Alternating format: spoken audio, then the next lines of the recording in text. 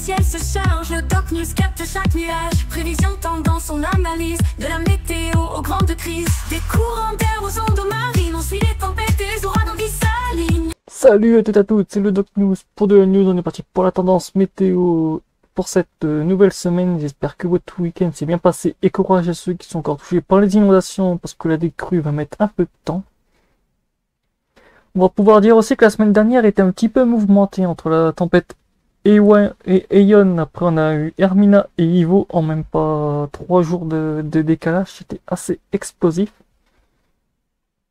Si t'es nouveau sur la chaîne, n'hésite pas à liker, partager et abonne-toi, ça ne coûte rien et ça aide au référencement de la chaîne. N'hésite pas à donner ton avis dans les commentaires. Que va-t-il se passer pour cette nouvelle semaine? Comme vous l'avez vu, l'arrivée de la grosse patate anticyclonique pour cette semaine. Apportant des petites gelées encore par-ci par-là pour ce début de semaine, mais après on va repartir sur des pics de chaleur. Et ouais, comme vous le voyez sur le modèle ECMWF, en gros, écart température moyen journalier à 2,5 degrés. On a un changement en milieu de semaine. Pour ceux qui découvriraient la chaîne tous les mercredis, j'ai fait un point météo sur la chaîne, donc n'hésite pas à venir le mercredi.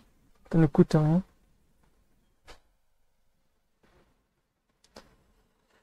Que va-t-il se passer cette semaine? Ouais, comme j'ai dit, de toute façon, cet anticyclone à gogo, goutte froide dans le sud de la France.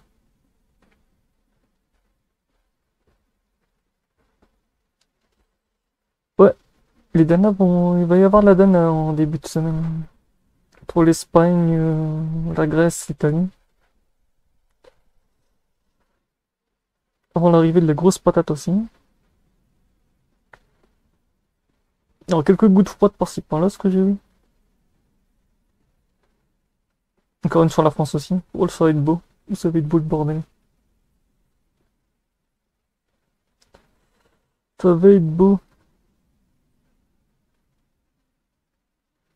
Température, ouais, ça les températures c'est yo-yo.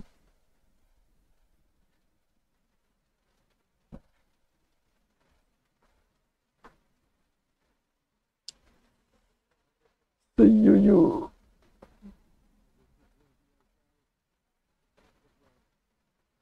De toute façon, on alterne entre du chaud, du froid, du chaud, du froid.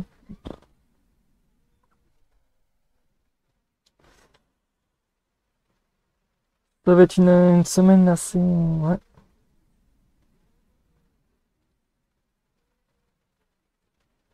Là, on voit vraiment que du côté de la Scandinavie et tout, on va avoir une très très grosse patate anticyclonique.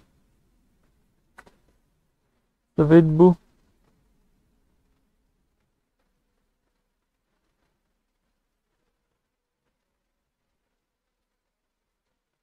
Ouais, cette semaine, j'aurai pas grand chose à faire niveau news. Ça va être bien.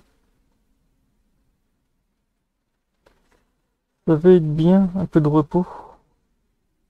Parce que c'est pas pour dire, la semaine était un peu trop hardcore.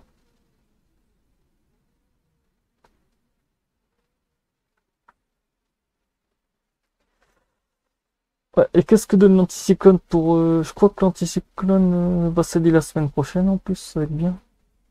Changement de flux aussi. Le changement de flux qui risque d'être assez violent au passage.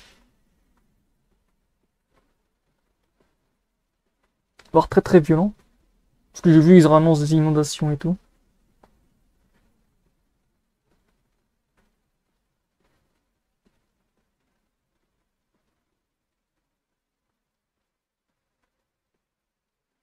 Donc là, on serait sur quoi? Sur une BL+, et une NOA+, on sera entre les deux, ouais, en gros, un flux anticyclonique.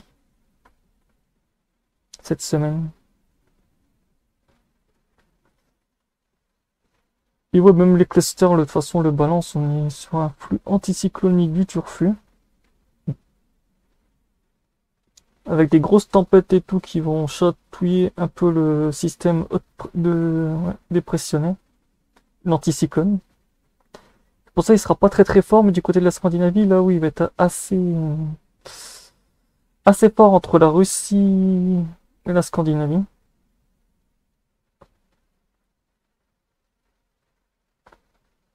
Que si on pousse à 128 fin de semaine, ouais, là on le voit mieux aussi. On le voit mieux.